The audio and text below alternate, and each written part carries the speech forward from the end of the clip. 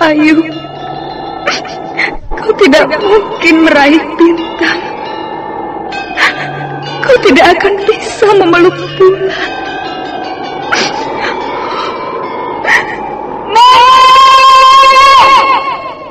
Nana Raga Runting! Ayu! Ayu!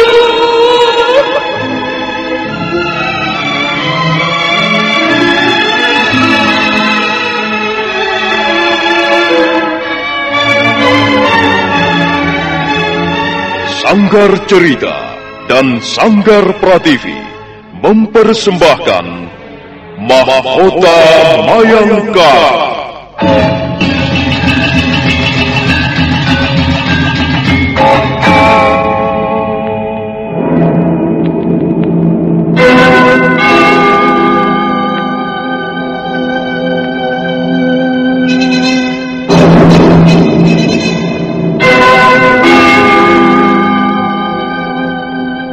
Cerita ini lanjutan dari Tutur Tinular.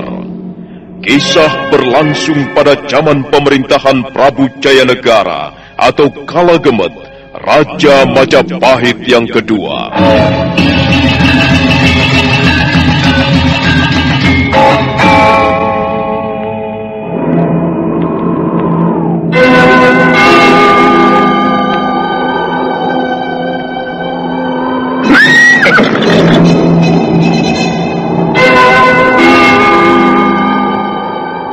Bukan lagi Raja Majapahit. Akulah raja. Akulah yang berkuasa. Ayo, obrak-abrik desa Ganding. Angkap Jayanegara. Angkap Jayanegara.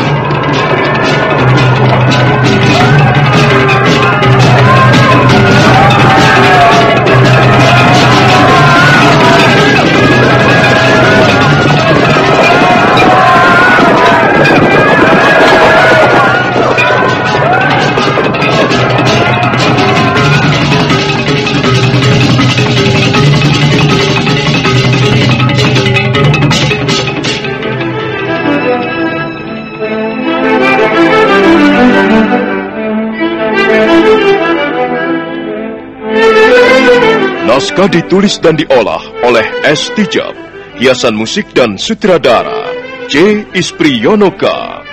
Kali ini mengetengahkan episode ke-9 dengan judul Cinta Membawa Maut.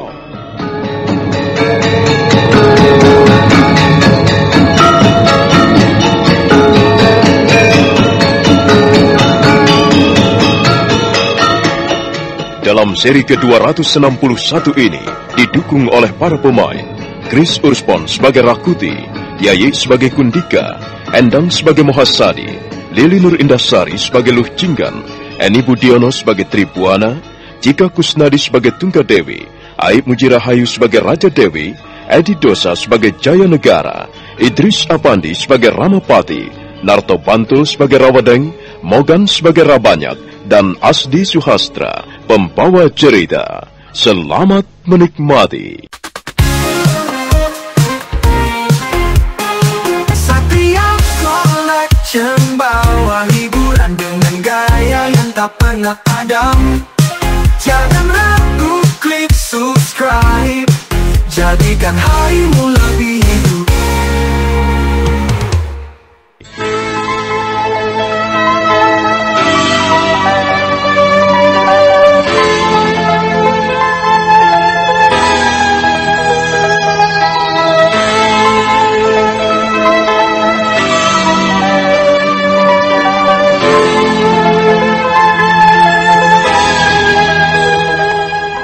Rakuti masih berdiri termangu di pelataran puri sesaji.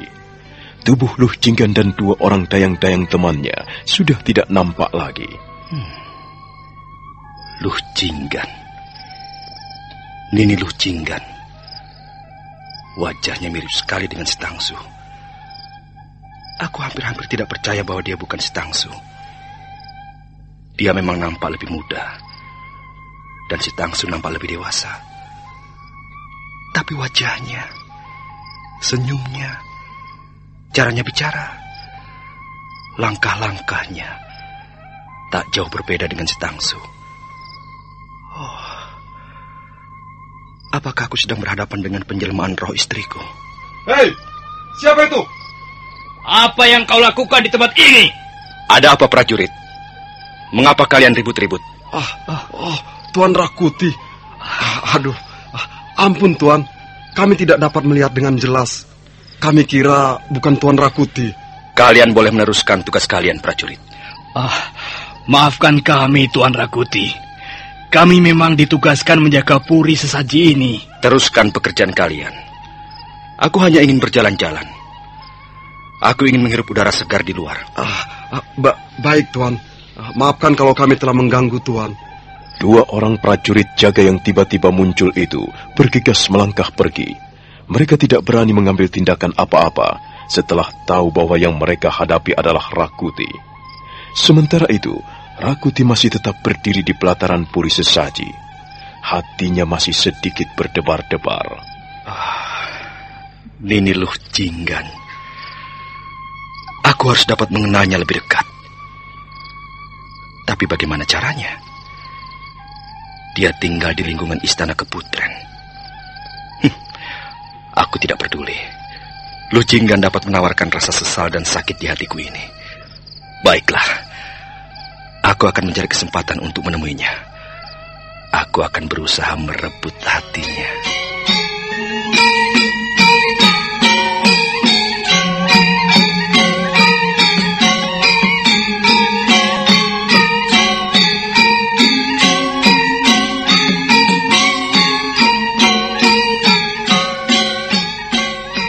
Sementara itu, Luh Jinggan dan 2 orang temannya sudah tiba di depan pintu gapura istana Kaputren. Tiba-tiba Luh Jinggan menghentikan langkah-langkahnya. Ada apa, Luh? Kok tidak seperti biasanya? Apa yang sedang kau pikirkan? Aku tahu. Luh Jinggan pasti sedang memikirkan pria tampan itu tadi. Maksudku, Tuan Rakuti. Kau jangan mengada-ada, Kundika. Baru pertama kali aku bertemu dengan orang itu. Nampaknya dia juga tertarik padamu, loh. Apa peduliku? Aku belum tahu siapa dia. Jelas dia Tuan Rakuti. Kalau tidak salah, dia tinggal bersama Gusti Ramapati.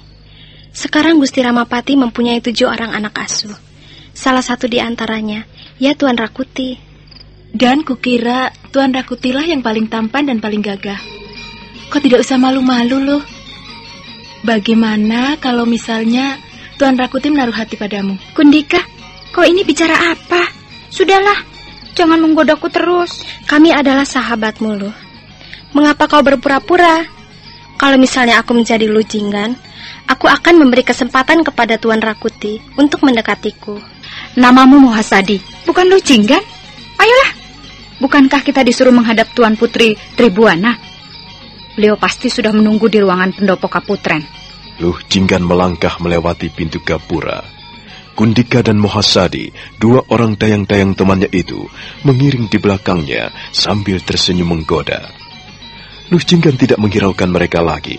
Dia terus melangkah menuju ke ruangan pendopo istana Kaputren.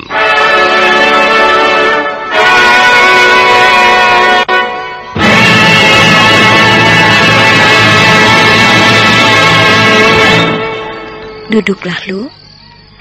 Aku akan memberi tugas padamu, juga pada teman-temanmu yang lain. Iya, Gusti Putri. Kalian juga boleh ikut mendengarkannya. Ini bukan tugas rahasia. Iya, Gusti Putri. Besok adalah pertengahan bulan Waisaka. Aku ingin pergi ke Candi Simping. Aku ingin mengadakan upacara sesaji di sana. Malam ini juga kau kutugaskan mengadakan persiapan, Luh. Besok kita akan berangkat pagi-pagi sekali. Ampun, Gusti Putri. Siapa saja yang akan ikut serta dalam upacara sesaji ini? Aku akan membawa Raja Dewi dan Tunggadewi. Mereka harus membakar dupa dan memanjatkan puji syukur kepada Dewata Agung, juga kepada arwah Gusti Prabu, Kertarajasa Jayawardana. Kau sudah tahu apa saja yang harus disiapkan, bukan? Iya, Gusti Putri. Hamba siap menjalankan tugas itu. Kundika dan Mahosade. Iya, Gusti Putri. Kalian berdua kutugaskan membantu Nini Luh Jinggan. Aku membutuhkan 12 orang dayang-dayang untuk mengerjakan upacara sesaji di Candi Simping. Aku hanya akan menginap di Simping semalam saja. Pikirkanlah soal perbekalan di jalan nanti. Jangan lupa mengumpulkan aneka macam bunga. Dan jangan sampai lupa membawa dupa yang harum. Iya, Gusti Putri. Biarkanlah hamba dan teman-teman hamba mengerjakan persiapan itu. Baiklah, sekarang kalian boleh pergi. Oh ya, Lu, tolong panggil Tunggadewi dan Raja Dewi kemari. Baik, Gusti Putri. Nini Luh Jinggan, Kundika dan Mahasadi menghaturkan sembah sebelum melangkah pergi. Tak lama kemudian nampak Putri Tribuana Tunggadewi dan Dyah Wiyat Sri Raja Dewi muncul dari samping ruangan pendopo. 2 orang putri kerajaan Majapahit itu segera menghaturkan sembah di hadapan Ibunda Ratu. Besok pagi, kalian berdua harus ikut bersamaku ke Candi Simping. Aku akan mengadakan upacara sesaji untuk arwah Sang Prabu Kertarajasa Jayawardana. Ampun, Ibunda Ratu. Apakah Ibunda Ratu sudah minta izin pada Kanda Prabu Jayanegara? Iya, Ibunda Ratu. Kami senang sekali kalau dapat ikut serta Ibunda Ratu di Candi Simping. Rasanya kami berdua sudah bosan. Kami tidak pernah dapat pergi kemana-mana. Kalian tidak usah khawatir. Biar akulah nanti yang akan minta izin pada Jayanegara. Mudah-mudahan saja Kanda Prabu mengizinkan kami berdua untuk keluar istana barang sebentar, Ibunda. Kami pun ingin menghirup udara di luar yang segar. Selama ini kami hidup terkurung. Kami seperti burung di dalam sangkar. Kami sama sekali tidak mempunyai kebebasan. Iya, Ibunda Ratu. Kanda Prabu Jayanegara telah merenggut kebebasan kami. Kalau kami dapat pergi ke Candi Simping, alangkah senangnya, Ibunda. Kami dapat menikmati suasana perjalanan yang pasti sangat mengembirakan. Oh ya, Ibunda, kapan Ibunda Ratu akan berangkat? Aku merencanakannya besok pagi. Pagi-pagi sekali, kalian berdua harus menyiapkan seperangkat pakaian yang pantas. Ingat anak-anakku, kita bukan pergi untuk bersenang-senang. Justru sekarang ini, kita sedang dalam keadaan prihatin. Kita wajib mengenang arwah para leluhur, khususnya arwah orang tua laki-laki kalian.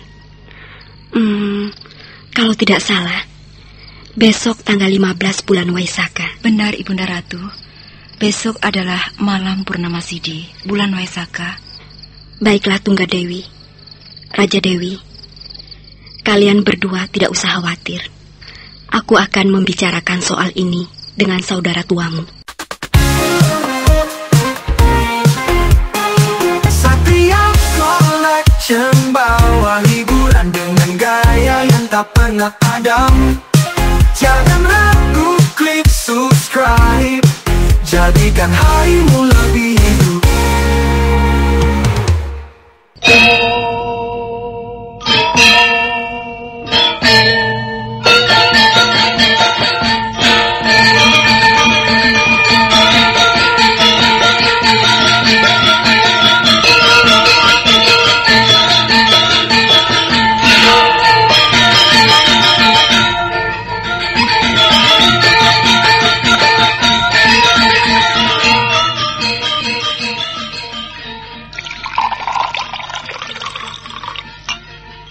Kapan Ibunda Ratu akan berangkat?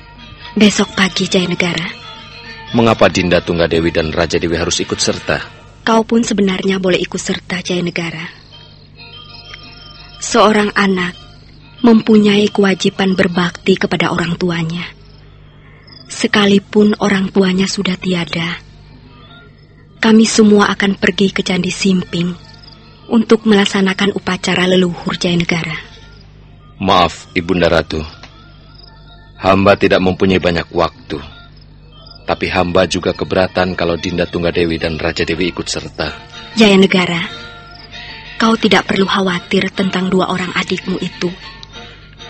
Akulah yang akan menjaga mereka. Akulah yang bertanggung jawab atas keselamatannya. Tidak, Ibunda Ratu. Mereka tidak boleh pergi. mereka harus tetap tinggal di Puri Manganti dan Puri Madukara. Itulah keputusan hamba. Jayanegara anakku, kau tidak bisa melarang seseorang yang berkeinginan baik. Kau sendiri bagaimana? Apakah kau mensyukuri karunia Dewata Agung? Pernahkah kau mengucapkan terima kasih atas jasa-jasa mendiang Ramandamu? Majapahit bisa berdiri karena cucuran keringat Ramandamu. Dan sekarang, kaulah yang duduk di atas singgasana, menikmati semua ini. Kau tinggal duduk dan memerintah bawahan-bawahanmu semua kehidupan yang mewah ini. Kebesaran namamu, kejayaan negeri Majapahit tidak bisa dilepaskan dari perjuangan para pendahulunya. Ingat Jayanegara, sekalipun kau seorang raja, kau juga masih terikat oleh ketentuan-ketentuan adat leluhur. Kau tidak bisa berbuat semau-maumu sendiri. Kau tidak boleh lupa asal-usul. Kau menjadi ada dan berkuasa sekarang ini berkat mereka semua yang telah berjuang lebih dulu dan sekarang sudah pergi mendahului kita. Ucapan terima kasih itu perlu, Jayanegara. Setiap orang membutuhkannya. Terima kasih atas nasihat-nasihat Ibunda Ratu. Saya pun tidak melarang. Tapi saya tidak bisa mengizinkan Dinda Tunggadewi dan Raja Dewi pergi ke Simping. Apa alasanmu tidak memperbolehkannya? Ibunda tidak tahu atau pura-pura tidak tahu. Saya tidak menginginkan mereka berhubungan dengan orang-orang luar. Itulah sebabnya mereka ditempatkan di Puri Manganti dan Puri Madukara. Mereka tidak akan kekurangan apa-apa kecuali kebebasan. Ya, hamba terpaksa menempuh jalan ini. Jadi bagaimana Kalagemut? Kalau kau tidak mengizinkan dua orang adikmu ikut serta, aku akan membatalkan rencana ini. Sudahlah, lupakan saja. Aku tidak jadi pergi ke Simping.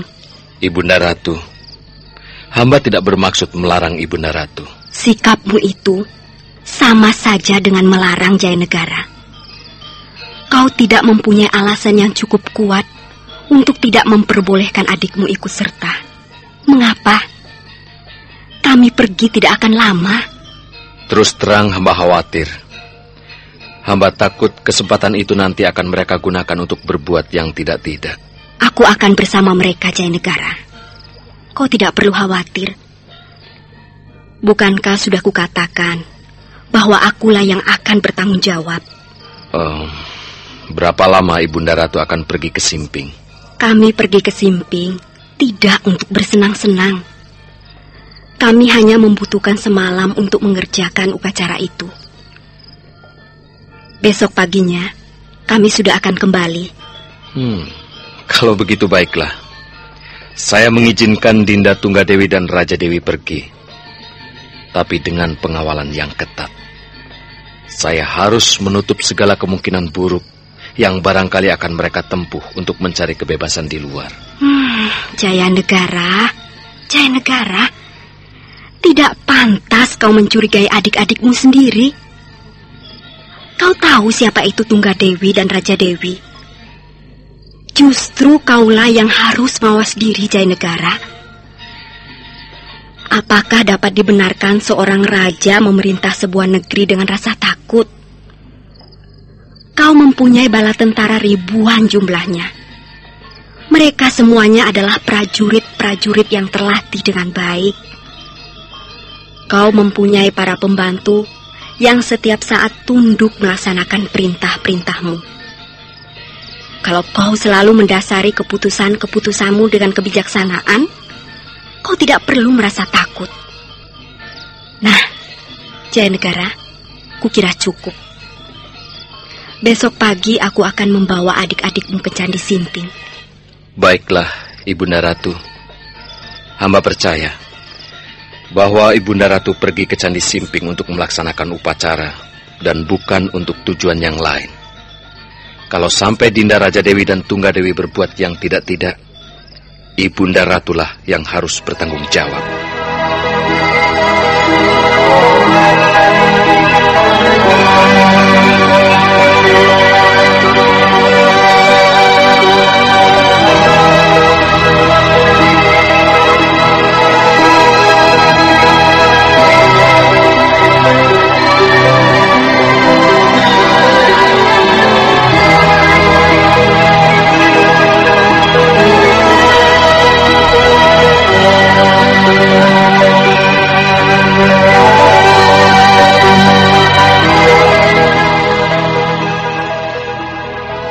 Rawadeng, Rayuyu, Rabanyak, dan Rapangsa. Kalian berempat kutugaskan memimpin prajurit-prajurit yang akan mengawal Gusti Putri Tribuana. Bagaimana? Apakah kalian sudah siap? Kami sudah mengumpulkan 100 orang prajurit, Gusti Ramapati. Mereka sudah berkumpul di alun-alun, Gusti. Mereka menunggu perintah untuk berangkat. Ingat, Rawadeng, dan kalian semuanya. Tuan Putri Tunggadewi dan Raja Dewi akan ikut serta dalam rombongan itu. Tugas kalian yang paling utama ialah mengawasi mereka berdua. Dan selanjutnya kalian harus ikut terlibat dalam upacara itu. Aku ingin tahu apa sesungguhnya maksud Gusti Putri Tribuana pergi ke Candi Simping. Selidikilah soal ini. Dan setelah kembali dari Simping, berilah laporan secepatnya kepadaku. Baik, Gusti Ramapati. Kami siap menjalankan perintah Gusti. Rawadeng, Rayuyu, Rabanyak, dan Rapangsa menghaturkan sembah sebelum melangkah pergi. Mereka naik ke atas kudanya masing-masing, kemudian bergerak meninggalkan rumah kediaman Sang Ramapati. Tak lama kemudian, mereka sudah tiba di alun-alun dan langsung bergabung dengan 100 orang prajurit.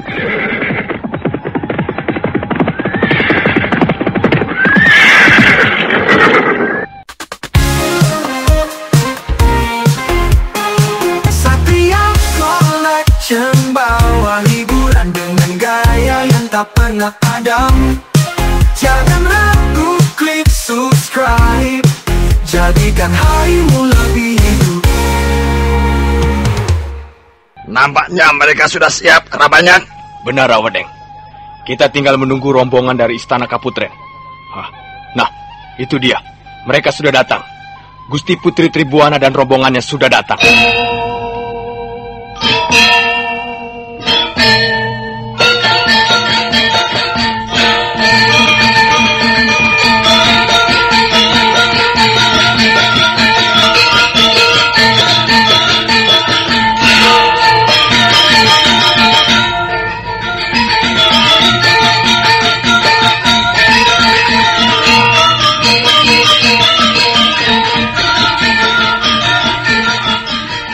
Kelima orang bekas istri almarhum Prabu Kertarajasa Jayawardana muncul dari ruangan pendopo agung. Nampak Putri Tunggadewi dan Dyah Wiyat Sri Raja Dewi berjalan bersama mereka.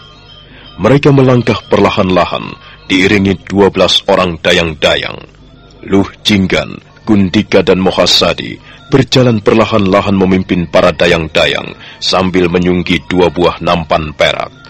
Mereka terus melangkah perlahan-lahan menuju kereta kerajaan yang dijaga beberapa orang prajurit di depan pintu gapura. Nah, saudara pendengar, bagaimanakah kisah selanjutnya? Apakah yang akan terjadi di Candi Simping? Silakan menunggu seri berikutnya. Sampai jumpa.